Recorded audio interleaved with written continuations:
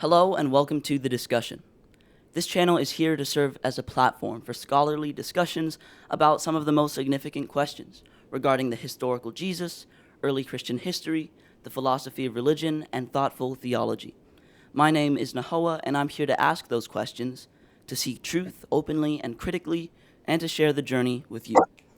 Here's a good question. Who wrote the Gospels? The traditional view is that the Gospels are based on eyewitness testimony, and that the authors were Matthew, a disciple of Jesus and former tax collector; Mark, a scribe and disciple of Peter; Luke, a Gentile physician and companion of Paul; and John, a Galilean fisherman and supposedly Jesus' beloved disciple. Many New Testament scholars would say the authors were second or third generation Christians who incorporated written sources and oral traditions into their creative writings, writings which represented distinct Christian communities and were likewise dedicated to such communities. The scholar joining and teaching us today offers a different perspective, and that's what we're going to discuss. She earned her bachelor's degree from Wheaton College, her Master of Divinity from Harvard University, and both her master's and doctorate in religious studies from Brown University. In her book, The Origins of Early Christian Literature, she redescribes the beginnings of the Synoptic Gospels, arguing that they were written by elites engaging with Greco-Roman literary tropes within a network of other elites. So, without further introduction, Dr. Robyn Faith Walsh. How are you? Fine. Thanks for having me, and thanks for that lovely introduction. Yeah, for sure. I've been intrigued and challenged by your work, so I'm excited to ask you some questions. To begin with a preliminary, in your book, you argued that the authors of the Synoptic Gospels were not mere redactors of their community's oral traditions. Rather, they were literary specialists engaged in a social network of other elites, writing Greco-Roman biographies that subverted traditional virtues and prevailing ideologies. Please elaborate on this for our audience. Could you explain, or could you tell us more about your view, explain how it differs from most scholarship, and also perhaps share some of your key arguments? Sure. That's a big task, but I'll Yeah, try to do my yeah. best. But interrupt at any point if there's something you want to clarify or ask a question about. So, what I did in my book is try to start from the standpoint of not making any assumptions. And what you tend to find, and this is just broadly in the study of the New Testament, is kind of what you already outlined, which is this idea that the gospel authors are really trying to capture what we might call the historical Jesus, or the eyewitness accounts of what it was like to be around the historical Jesus. Although New Testament studies for a very long time has already pretty much established that this idea that, Mark is Peter's scribe or Matthew is a tax collector, etc., was a much later designation probably the church fathers put onto these writings to make it seem more cohesive historically, or more easy to accept the idea that they were part of an oral tradition or an eyewitness account. So New Testament scholarship for quite a while has pretty much dismissed that, but one way that they've approached the same question is to say, well, if these are second, third generation writers who are sort of retrospecting back, to earlier in the first century to tell the story of Jesus's life, is it possible that they're actually sort of the spokespersons for a community of people who may not have been literate, but they were like the one literate guy in the town, or they were hired, by somebody to record the oral speech of these communities. So when I say I didn't want to make assumptions, what I'm getting at is that I was never quite sure why we assumed that would be the case either. If you see what I mean, because when we talk about ancient Mediterranean literature just generally, so here I'm thinking about Jewish literature, what we might call Greek and Roman literature, and what we call Christian literature. Those categories are all sort of problematic in their own ways, especially, some people we don't even have the word Christian until the second century, right? So the idea that Christian literature isn't Jewish literature, all these categories are a little bit tricky. And so I wanted to see what would happen if I actually started to treat the Gospels the way we treat all this other kind of literature, which is to not assume communities are writing these texts, or that they're oral tradition per se, or that's their primary purpose. But if you treat them like pieces of literature, what happens? Pieces of literature written by an author who had like a particular idea and a cohesive approach, and like a plot line that they were trying to follow through. If we treat them as authors, and you mentioned the word elite, not necessarily like rich guys, but guys who were part of that sort of very limited level of society that was literate enough, that had gone to school long enough to write even something in Koine Greek. So kind of a cultural elite, meaning that they've had enough education that they're going to try their hand at a piece of writing and sort of insert it into a trajectory of ancient kinds of writing, genre, what we would call genre, for, basically circulation and attention. Like, so what if these were published the way that any other ancient kinds of literature were published?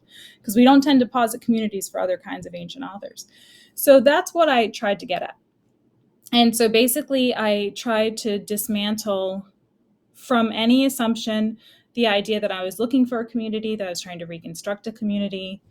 And I tried to look at this literature in a way that I could identify what these authors were up to, and how we might reimagine the genre that the Gospels would fit into.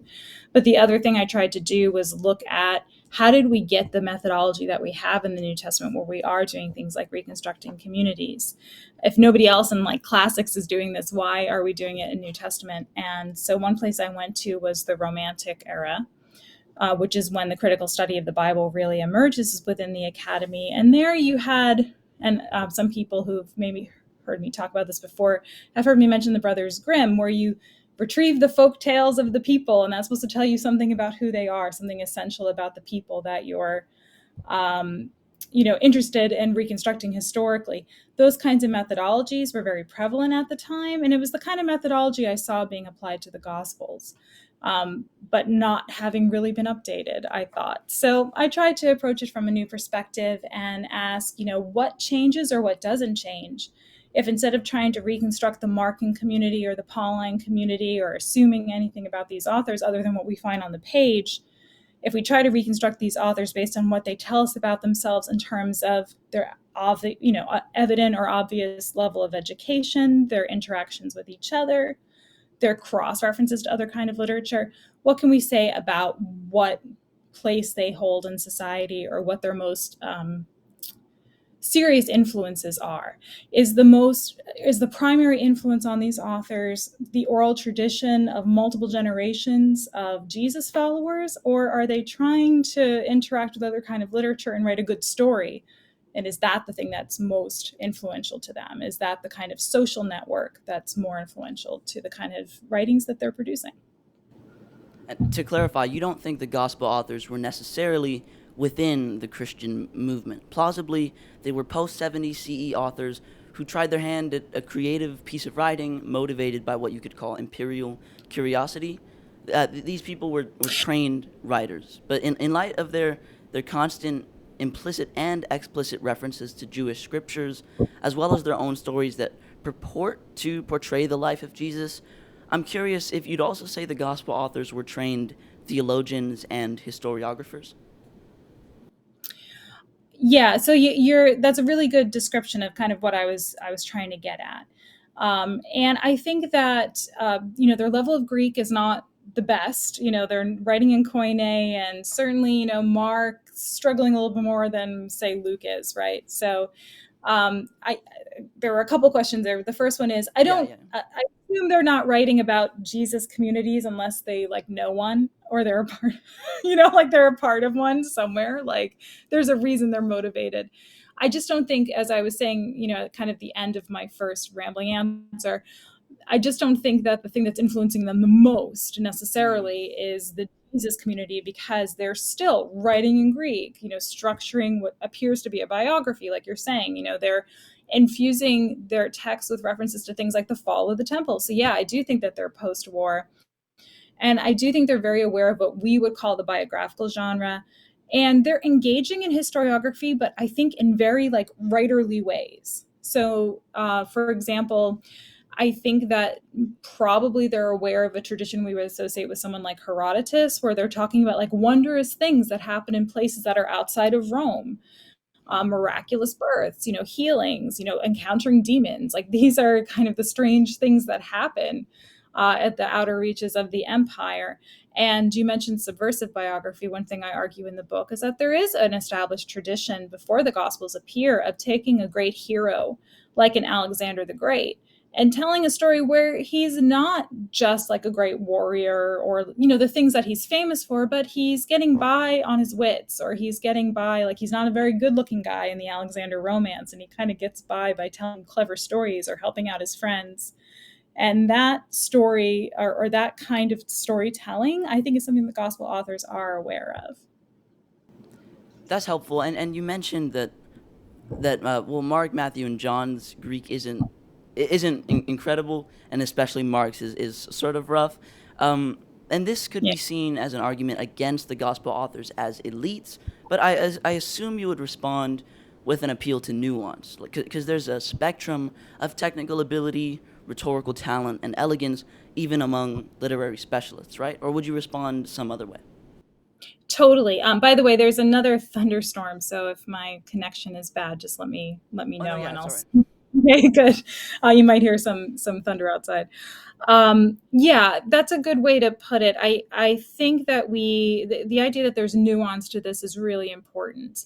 And you know, Mark, for instance, I think, you know, maybe Greek isn't his first language. There are some indications, for example, in chapter 15, that he knows Latin.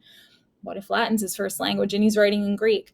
What if, you know, this is an attempt to write in Koine Greek because you don't want to write in the kind of classicizing Greek that's so characteristic of the Roman Empire? You want to write in something that's more accessible, but maybe you're not great at it. I know I'm speculating here, but just to kind of engage this idea of, you know, what's the scope of what we might imagine if we take these guys out of the idea of trying to reconstruct community, but trying to look at what they actually present to us as authors.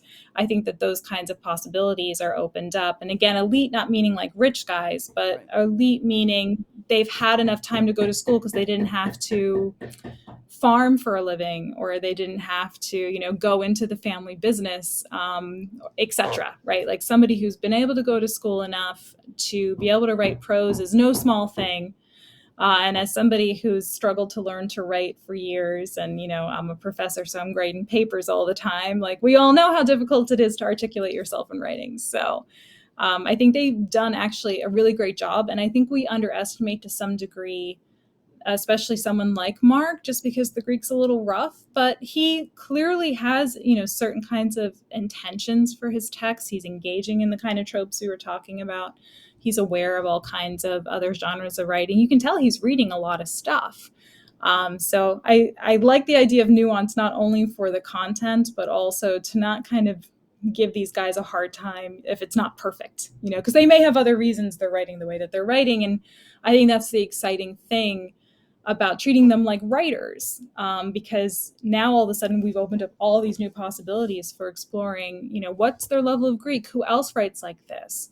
You know, who else do we have writing in Koine, using similar kinds of vocabulary? None of these approaches are really that unique in a comparative sense in the history of the New Testament, but it's a different way of kind of giving authority back to the writer and trying to figure out what they're up to.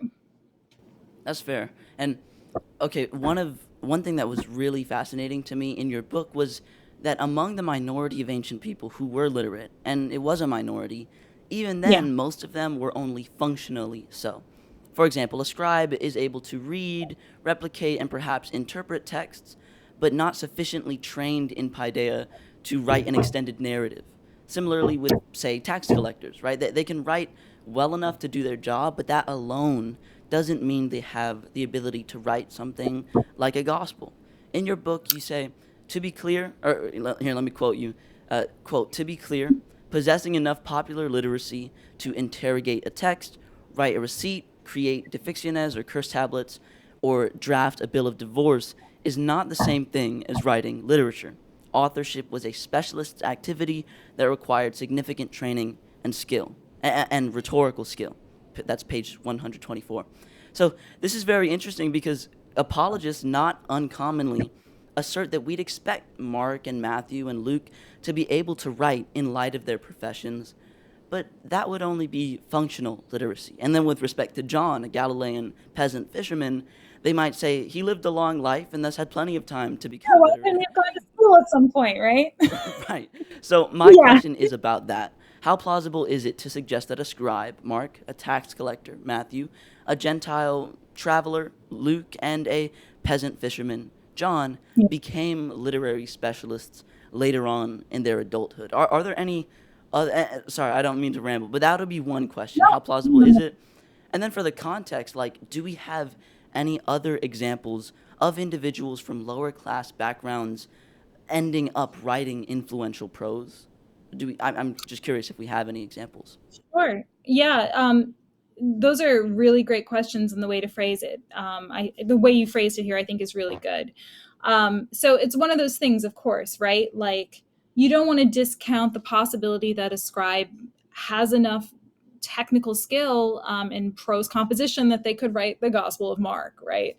But the problem I start to have with those kinds of theories is, you mentioned functional literacy. Like, sometimes you just went to school enough to do the thing you were supposed to do for your profession, right?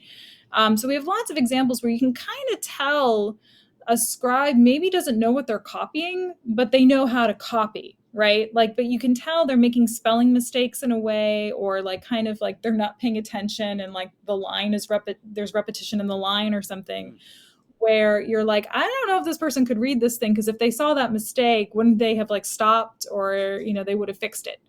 Or somebody who maybe knows enough to write receipts and sign their name. That's not the same thing as writing prose literature. And we can make a comparison to modernity, where like someone who's a lawyer is maybe not going to be a novelist. Now those people exist, right? But maybe you are well informed in one kind of technical sort of writing that doesn't necessarily translate to something else. And so the problem I often have with the speculation about like, well, maybe one's a scribe and maybe one was a tax collector, it's kind of taking like all these really exceptional hypothetical cases and trying to extrapolate from them like this larger claim that tries, I think, whether it's self-consciously or subconsciously, to keep these gospel authors within that ambit of imagined early Christian like Jesus followers, meaning trying to map them onto the people you find in the Gospels, right? So the people around Jesus in the Gospels are fishermen, tax collectors, people who aren't particularly wealthy.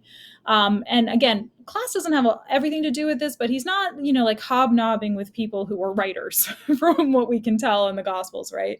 So if you're going to try to make claims about eyewitness testimony, or this is reliable, or the Gospels reflect the Galilee, or the kind of people that are portrayed in the Gospels, yeah, that's really all you can do, right? Like, because the only educated, potentially literate people you're finding in the Gospels are people like tax collectors. And I feel like that's, now you've asked me to take like multiple assumptions in tandem to draw that conclusion. Like, not only do these people have to look exactly like the people in the Gospels, but they have to correspond to exactly the kind of literate people you find in the Gospels. And now you have to give me the one tax collector who, can write prose literature, even though I'm not sure why you're assuming this guy's a tax collector, other than someone 200 years later told you, who might have been, because actually in the case of the Gospel of Matthew, he really knows Stoic philosophy really, really well. But if you're only looking at the Gospel of Matthew as, here's the tax collector who knows the Hebrew scriptures, that's all you're going to be looking for. That's all you'll see. So I'm trying to break the Gospels out of those kinds of structures, and again, not tap into those assumptions so strongly. In terms of other authors who might kind of fit the bill for this, who come from, say, a lower class, though, I mean, there are philosophers. I think Epictetus wrote in Koine Greek, and he was a freed person, meaning he was formerly enslaved, and he's a philosopher. So there's somebody who's from a lower class of society, or a disenfranchised rung of society, who is well known, whose writings still survive to us. That said, that to me doesn't necessarily correspond to the idea that now Mark is a scribe or Matthew's a tax collector, etc. And also, I'm always troubled by, the Gospel of Luke tells us exactly what he's doing. He's been hired by someone to write this story. That's much more typical. And so I just try to keep us as much in the realm of what can I tell from these texts and what survives in the text itself to reconstruct the author, rather than, again, bring in all this kind of external assumption or evidence to try to conform to that model. Interesting. And you mentioned Matthew is very familiar with Stoic philosophy. Could you tell us a little bit more about that and how the evangelists interact with other ideologies and philosophies and tropes and stuff like that? Sure. So I've mentioned this scholar before in another interview, and she's got a couple of books forthcoming, but her name is Erin Roberts. And actually, the scholar Stan Stowers has published on this already, but there seems to be a lot of technical language in Matthew that comes from Stoicism, particularly in how Jesus handles anger or talks about anger. And that's what Dr. Roberts' book will be on. And then the other thing, too, is he's got a lot of language, oddly, about things like cosmology that tend to get overlooked because he talks so much about the Hebrew Bible or makes reference to the scriptures. And that tends to dominate how people read him. But one example is the word that gets translated as epilepsy in Matthew is actually the word for moon sickness in Greek. And he's one of the only authors to use it. So there are all these kinds of interesting terms and references to philosophy that you see in Matthew that demonstrate he's not just about citing scripture or having this kind of monolithic approach to the story of Jesus. He's incorporating things like philosophy. Mark does the same thing. Mark uses a lot of technical terminology that also comes from Stoicism or Middle Platonism, especially when it comes to physics. So his understanding of how Jesus actually heals people with power and with the Spirit, those terms in Greek are from Middle Platonism and from Stoicism, which was a very popular philosophy in the first century. Paul, the apostle, uses the same kind of language, which suggests either this philosophy is so popular everyone's using it, or maybe Mark has read Paul. So you get some sense of kind of the interchange or exchange of texts or reading materials between these authors that way. I think Luke clearly knows the biographical tradition and he knows the Greek novel because he has details nobody else has. He has more of like a road trip. He has that nativity story that we're all familiar with. So he's understanding that biography should be like how this great man was conceived, born, his life, and then how he dies. But his life needs to have like some travel stories in the middle of it. So it's a little bit more biography, a little more epic. And I have an article coming out soon about how I actually think Mark has been reading the epics as well.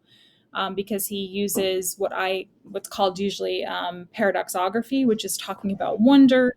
But the way he does it is in the same way you see in Homer or in Virgil.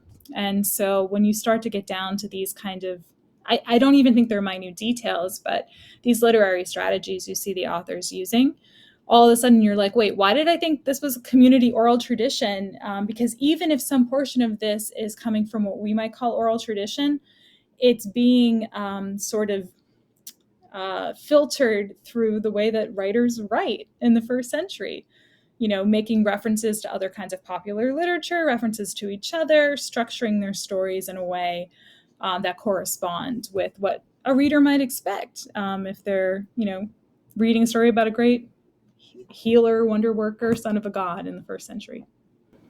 That's fascinating.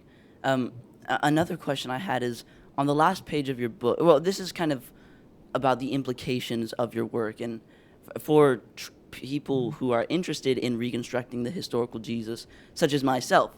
And so seeing your work has been challenging in this respect, but I got to ask you about it. So Sure. on the last page of your book, you write, quote, "But if we treat the gospel authors as authors with artistic license, we must contend with the possibility that these are writers acting as writers. This means that it is possible, even likely, that a good portion of what we read when we read the Gospels is invention or part of a broader literary tradition." End quote. So I'm curious, why do you think it is plausible that much of the Gospel material is invented or incorporating Greco-Roman topoi in a distinctly ahistorical way?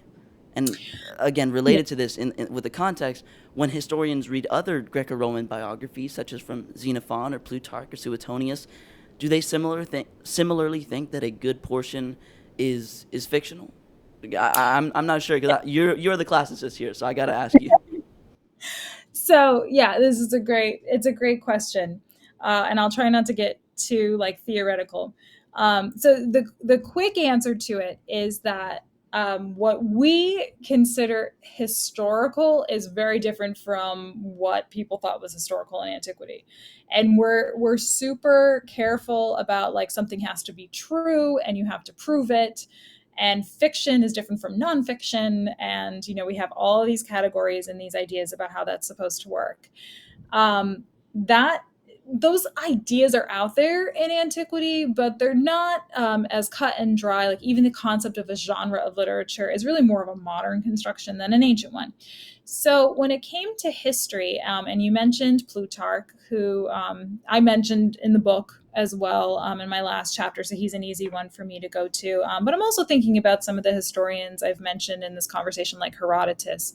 So first of all, I should just kind of get out of the way that everyone accuses everyone else in antiquity of lying. Like that's kind of like the go-to because you want someone to read your version. You don't want them to read the other version. And like, particularly if you don't like someone, you're going to be like, well, that guy was lying, about this or that. And then it's easier for us to see how much what I call invention are in some of these other texts because they'll tell us things that we just know now are completely not true, or like really stretch credulity, and some of them are really like the most obvious ones are really kind of awful, but they'll make claims about people with faces that grow out of their chest in a particular region of the world, like basically what we would call like monstrous kind of ideas. And they can make those claims about far off places in the empire because, or, elsewhere in the world because nobody's going to go out there, nobody's going to see it. Or you can make claims about natural disasters, like think about the idea of what's Plato's fake. What's that place that was supposed to be like covered by the ocean that Plato talks about? It's not Olympus because that's the mountains, but you know what I mean. Like there would be like fantastic places that these people would talk about that are not Oh, Atlantis. Atlantis. Yeah. Yeah, like yeah, that didn't exist, right? So you could make these kinds of claims and then like someone would come along later and be like, well, that guy was lying about this, right? So those kinds of claims are out there all the time. I think what happens is we tend to give a little bit more latitude to the gospel writers than maybe we should. And this was kind of what I was getting at because like even someone like Plutarch, when he's writing about Alexander, that's like 400 years or something, like centuries after Alexander was alive. And he did his best, and he kind of tells you like I'm trying to reconstruct this the best I can, but he also tells us, I'm not going to try to get into like the great battles that he fought and like the this and that and like minute details of these things. I'm here to just give you an impression of what this guy was like. So I'm going to tell you some little stories that are like almost like anecdotes about this guy, and that'll give you a sense of his character because that's why you're reading this. And many other authors would do things like this in terms of saying like Alexander was really born from like a snake. Like nobody believes that. You know what I mean? Like when it's not about Christianity and it's about another first century text or figure, we tend to understand when history doesn't really apply in the same way, and we're more Wait, understanding. sorry, if I can interrupt. Interestingly, a lot of apologists say they'll point to Plutarch's biography of Alexander, and they'll say this is 400 years after Alexander died, but historians still trust this, which is a little misleading because I heard this, and then I heard two students from Duke University say, go ahead and just read it. Like, read it and see if everything is clearly historical. And then on the first page, it's Alexander, there's divine conception, and then there are omens, that kind of foreshadow his birth. And, like, there's all sorts of fantastical things. There's history in there, but it's misleading to say historians and classicists just trust Plutarch here. Yeah, So we all yeah, think Alexander was born of a snake. Um, like we don't, like we just don't. And so it's sort of like I try to be fair as I can't possibly can. Back to kind of the beginning of our conversation, like how can I treat these things the way we treat other kinds of literature from the same period or thereabouts? Like we're very measured in what we're willing to accept about claims about people's places and individuals when we don't have that personal investment on wanting to know like exactly what is historical. The thing that's always interesting to me, and we can continue to talk about Plutarch too, but it's almost like the stakes are so high for claims about the historical Jesus that's why people get really sort of fixated on the idea of like this must be true, or he must have said this, or he, which is the authoritative account, even though the Gospels actually, even the synoptic Gospels don't really even tell the same story about Jesus. Matthew and Luke have different birth narratives. But we seem to hang more on that, more consequence on that, and we want those texts to conform to contemporary ideas of what history telling mean. And I don't think that the text can do that. It's kind of that square peg round hole problem, because the authors were not bound by those same kind of standards of history telling, or giving a nonfiction account of something. They really were there to kind of give you an impression of a figure, or make it more of kind of a moral or ethical story to think about, than to give you the tools to then draw longer and later theological conclusions that would have all kinds of implications for law, for etc. It's just not what was going on for these authors in the first century, and for good reason. It's very difficult to confirm any kind of story in the ancient world, because life expectancy is short. Not that many people can read. You don't have easy ways to confirm or deny any kind of claim. And so it's just, the infrastructure is not there. And the expectations that we have for these texts were just not there in antiquity. I interviewed Dr. Craig Keener, and we talked about the speeches in Acts and their authenticity. And he and Dr. Michael Licona, and from them, I realized virtually all scholars agree that ancient standards of historiography are different from typical modern standards.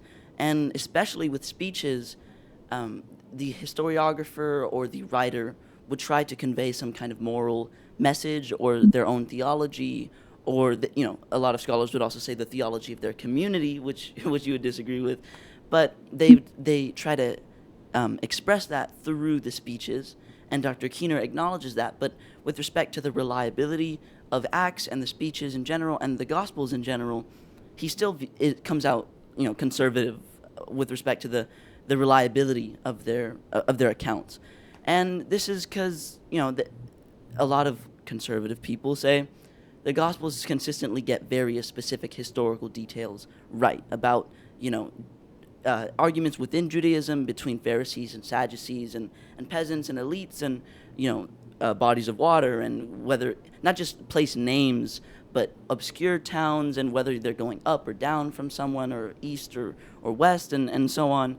Even like the specifics in what city officials were called, because there were lots of different names, and then archaeology confirms. And I know this is just a standard apologetic argument, but I'm curious if you agree that the Gospels get a lot of historical details right, and if so, what the implications of that are, or because from the look on your face, it seems like you deny that, and you'd say that maybe these are just like myths that consistently situate their stories in historical places.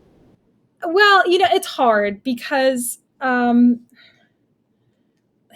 so if you're it's always a little bit idiosyncratic to me what people decide to call historical fact versus non-historical fact.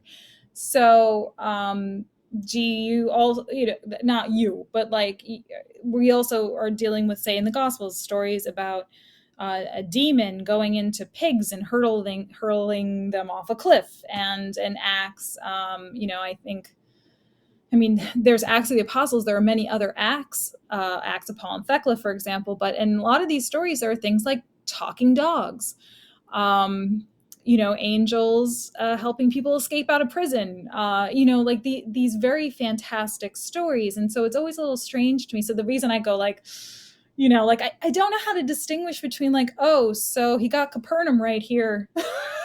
But then there's a talking dog. It's like it's hard for me as a historian to look at those things and pass judgment on anyone, because I think if you're a person of faith, then you read the text as a person of faith. But again, it kind of comes down to what do you want this text to do, right? Now, it's certainly the case. I think you were probably referencing the Gospel of John, where there are some archaeological sites that are described, and then John seems to, have some kind of things have been found that, I'm thinking there about the pool, Right, and the pool John. of Bethesda. Yeah, exactly. Which is really exciting, I think, and really, really interesting, especially because scholars tend to date John really late, right? And so there's a piece of really interesting data to contend with.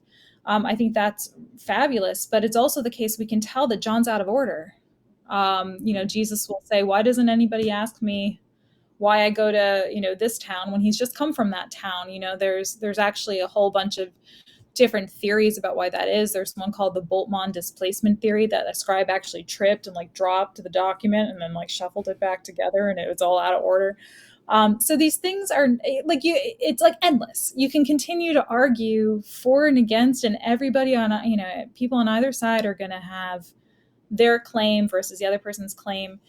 We don't even have to go to things like talking dogs and angels. I've been pregnant. I don't want to go on a donkey for like a 60-kilometer ride when I'm 8 months pregnant. Like, that doesn't sound like a real story to me, right? And that whole like worldwide census, we know that never happened. All of the leaders are wrong. They're like close to the date, but it's not quite like, so and so was not the governor of Syria at the time. Joseph, I don't even think, would pay taxes. He doesn't appear to be a citizen, nor was there any census that would force you to go back to your homeland. Like, all of that's just writerly stuff from what I can tell.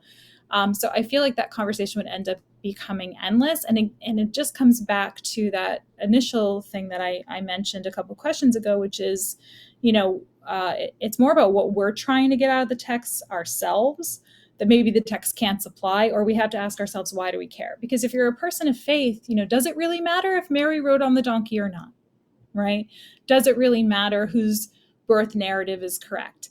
Does it really matter if Jesus went to particular towns or not? And isn't it exciting when something is confirmed? Because let's take that as evidence of thinking about how these texts were produced, rather than as, weaponizing it for kind of having arguments with one another. So that's more or less my opinion on the matter.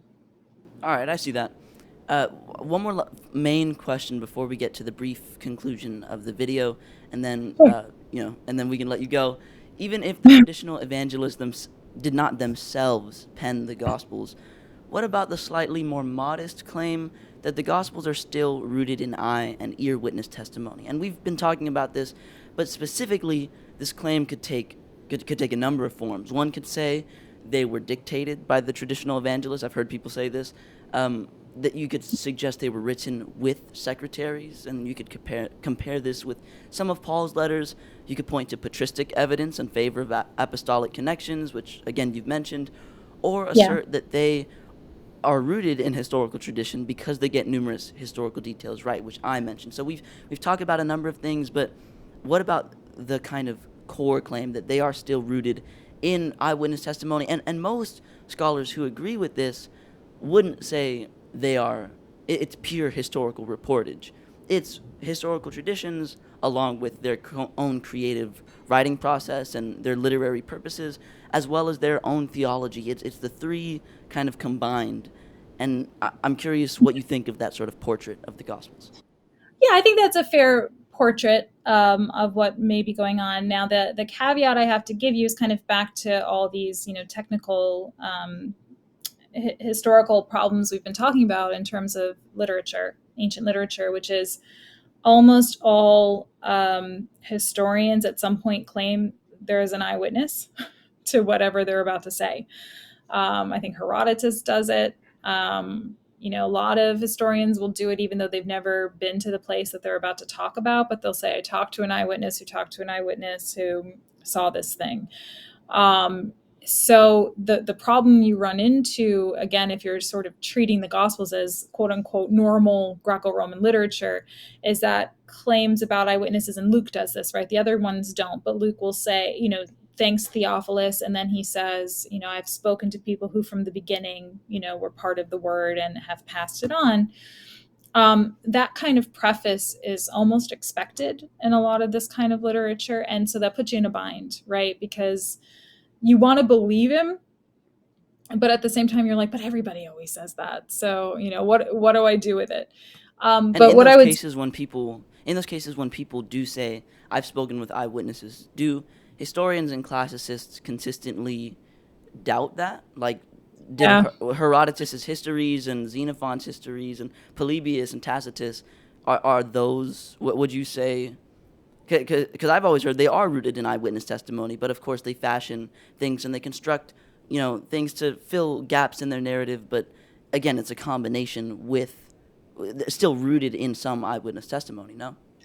I think there's usually a healthy amount of skepticism that comes in with a lot of these claims, because usually too, whoever's writing is trying to make themselves sound pretty good, because they're trying to say, like, I'm authoritative because I talked to somebody who's seen it, or I've seen it for myself, but then of course when the claims are very fantastic, and again, I'm not trying to pass judgment on, the miracle stories in the Gospels or something like that, but, things like we were talking about, people who have faces in there, or werewolves or something like that, right?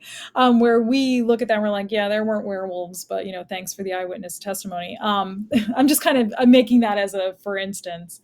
That kind of stuff, we have an easier time being like, okay, so you told me there was an eyewitness because, you're about to tell me something a little bit fantastic. This happens in the paradoxographical tradition very frequently, just to ground this in something concrete that people could look up. There are a lot of paradoxographers. They were like ancient Ripley's Believe It or Not stories, where he would be like, I talked to an eyewitness who told me a guy lived to be 730 in Thessaloniki, and that there was a woman who gave birth to a donkey in Rome. And, like that, and these things didn't happen, I know that some of the paradoxographers will claim like, in the Roman temple, treasury, they have a couple of centaurs that, were collected from XYZ place. And I talked to somebody who's been in there and they've seen the centaur bodies. You get all kinds of things like that. And so you have to Could you give us a couple temper of names of these paradoxographers? the one I'm thinking of right now is named Phlegon. It's Oh, Phlegon. There was a recent book, actually. I might even have, yep, I do have it. It's not that recent of a book, but it's a translation, the University of Exeter Press. And it's Phlegon, Book of Marvels. Am I holding this someplace you can see it? I can't yeah, quite yeah, see yeah. myself. Okay, great.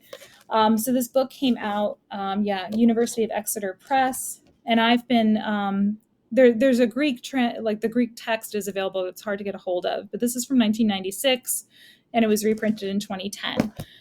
So it's something that you can take a look at and see some of these kinds of claims, and usually they're sort of split into, I actually just opened up to discoveries of live centaurs. Right? So usually these things are accompanied by, like, I talked to somebody who saw it, there was a live centaur in Arabia, and then like it goes on they have a human face but they have horse hooves, and blah blah blah blah blah, right? And so that's the thing that you have. Oh, and it's in the emperor's storehouse. Anyone who is skeptical can examine it for himself. So, like this kind of thing is out there. So that makes it hard when you're thinking about these claims of eyewitness testimony, right? Because you can see that it happens elsewhere, in other kinds of contexts. And so because we treat these things with a healthy dose of not necessarily skepticism, but you have to be, critical, because sometimes ancient writers would do things like claim that they've made great discoveries themselves, when you sort of doubt like that they're responsible for it, but they want to make themselves look good. So I say all of that, but I do, again, back to, let's just talk about Luke. I don't deny that there must be some kind of Jesus movement, Jesus group, around these gospel writers, because why else would they be interested in writing about these subjects? Is that the most formative for what you find, the content of the gospels? I don't know. There's probably some measure of quote unquote eyewitness testimony, or at least something passed down, or at least claims being made about what we would call the historical Jesus that makes its way into the Gospels. My concern is only that I don't know how to tell what is quote unquote true and what's not, for all the reasons we've been talking about in this conversation. It just makes it really difficult once you think about all these literary tricks of the trade to then be able to come up with a methodology that definitively tells you something is true or not. And then again, we're back to that kind of tautological problem of like, and then why do we care exactly? If we know that people in antiquity were reading these things for kind of their personal edification, or because they're looking to have some kind of ethical response or meditation on the material, and certainly the message that comes across from the Gospels among anything else is that Jesus was, an accepting, generally kind, although he's kind of mean in Mark, but his message is one of, acceptance, kindness, love, forgiveness, right? So take those things, and I think that's a wonderful contribution to how we think about our moral and ethical lives. All right, and as a tradition on this channel, at the end of each video, I kind of ask my guests 3 more personal questions. So, first, what's one significant thing you've changed your mind on? It could be from your studies, or from personal conversations or experiences, or anything like that. Yeah.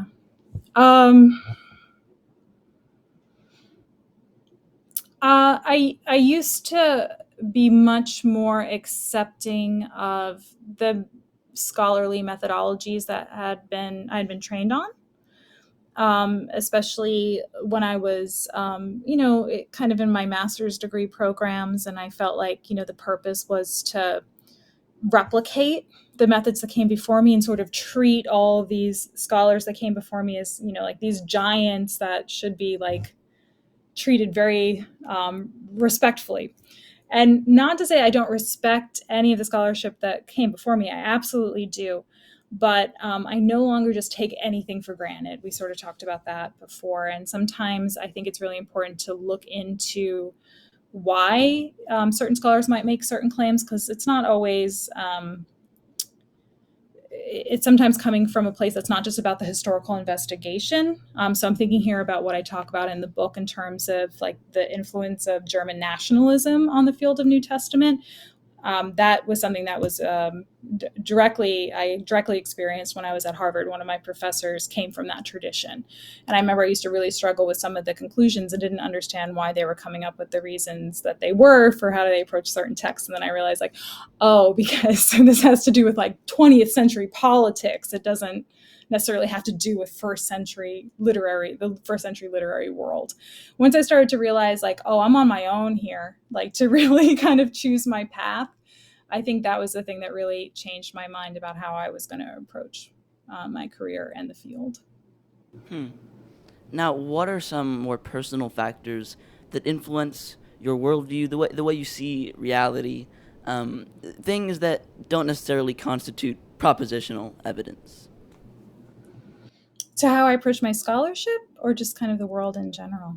Yeah, the world in general, like your worldview. Um, I mean, one thing that's really been consistent is, I guess, like the resistance to authority, which kind of came out with the mind change answer too. But especially, I grew up Catholic, and I could never understand like why just because I was a woman I couldn't be a priest, or like I thought I would have made a great pope. I'm only half joking there. But I couldn't understand, why are these social structures in place that why do we hold each other back, right? Like as people. And so I try to operate with as much openness, kindness, compassion, empathy as I possibly can, and not reinforce those kinds of structures on other people. That's fair. And finally, any final thoughts or remarks? Maybe suggestions for resources? You've mentioned a number of authors and paradoxography. So yeah, or just advice from me or any other truth seekers watching. Oh, that's really a great question. I'm just really grateful for your time to talk about these things. It's always a real challenge for me to kind of whittle down like these high-minded academic, academic writing on its own is like a really kind of specialized thing. And I think it's really, really important to figure out how to just communicate these things so you're just not talking to other academics, because there are real world implications for the purposes of these texts and these ideas. So I always appreciate the opportunity to try my best to reframe these things and represent them. Yeah. And so I appreciate, I mean, like, this was just a wonderful conversation. You really know your stuff. And so you make it really easy. And I appreciate the opportunity to articulate these things in a new way. Thank you. And this has been great. I've enjoyed it. I've learned a lot. I hope our audience has been intrigued and challenged and educated. With that, to everyone, and to you, Dr. Robyn Faith Walsh, peace. Thank you.